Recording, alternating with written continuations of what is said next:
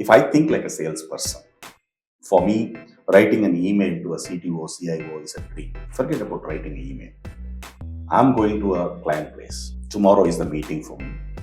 And I got an appointment to meet the CIO in my life for the first time. How do I prepare for the meeting? Do you think AI will help me to understand? Example, understanding that persona and understanding the job expectations or role expectation.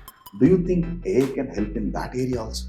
Definitely, AI can really redefine your thought process, kind of open the third eye for you. AI by itself helps you to define different personas.